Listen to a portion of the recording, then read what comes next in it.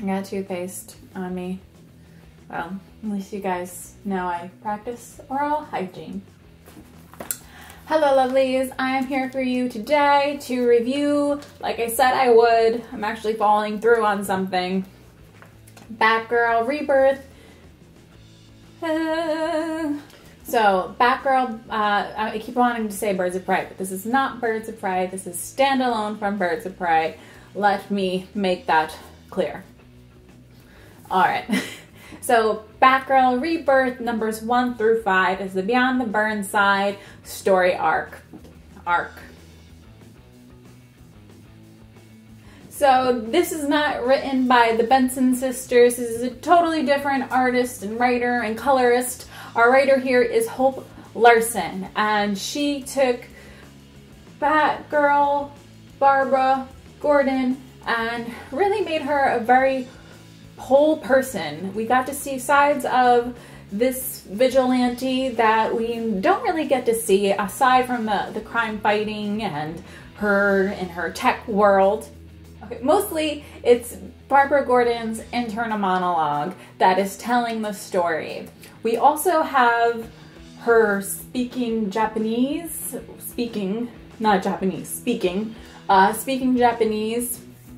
and Chinese, and she's really very fluent, very well languaged woman, as all people should be. As for the art, Rafael Albuquerque, that's an awesome last name by the way, Rafael Albuquerque.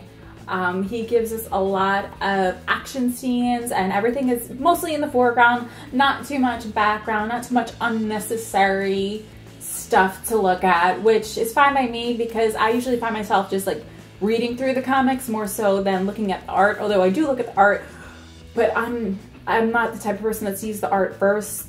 I see the words first. Isn't there some sort of word for that? How your brain works? Apparently mine's not working today. There are a lot of very pleasing, warm colors, a lot of yellows, some pinks, and some natural colors here and there, but it's all very well pleasing to the eye. How did these get here? In Beyond Burnside, Barbara Gordon has taken a break from being Batgirl and has gone on vacation, but as we all know, superheroes or vigilantes don't really get a break. So she soon finds herself in the midst of trouble when she runs into an old friend, Kai. Turns out to be an interesting character that I would love to see more of. Is that weird to have crushes on comic book people? So she gets caught up in this futuristic crime biotech ring. That's the best as I can describe it without giving it away. I do like that we do get to see different Asian countries here and how different the cultures are and how they play into the storyline. As for the main characters, we have Barbara Gordon, Kai, her romantic interest, friend, old childhood friend, and another really cool character, Fruit Bat. She is kind of what Batgirl is, but back in the 1930s and 40s in Japan. I would really love to see more of this character, even though the story arc is finished. There is some foreshadowing that this character gives to the storyline, which is kind of cool if you're into that kind of thing. As for the storytelling, it's very quick paced. There's never really a dry moment. We do have a lot of really cool action scenes that Rafael Albuquerque has drawn out for us to see and enjoy. It is rated teen, so there's not too much dark and gritty stuff going on here. What I really liked a lot about this comic was how we got to look into Batgirl's way of thinking and her brain and her whole decision-making process. And it wasn't only told through her inner monologue, we also got to see that. We actually have it drawn out for us by Albuquerque and how she's thinking, and it's just super exciting for me. I don't know. Overall, I would give this rebirth retelling of Batgirl I was gonna rate it pretty low, like 5.5 to 6 pizza slices, but I would definitely give it a strong 6 now that I think more about it and how well done it really was. The only thing that kind of bothered me a little bit was some of the writing was like, I don't want to call it lazy, because you do only have a certain amount of space to put things and you can't explain everything. It was just kind of like, oh, here's a plot point, and you're just like, oh, well, I didn't see, okay, I guess we're just supposed to accept this now. Maybe you'll catch it, maybe you won't. If you won't, great, then maybe you'll like it a little bit more than I did. So I didn't think that after 1 through 5 I was going to continue reading, except for at the end of 5, we're given a little bit of a teaser. It says, next, homeward bound with ...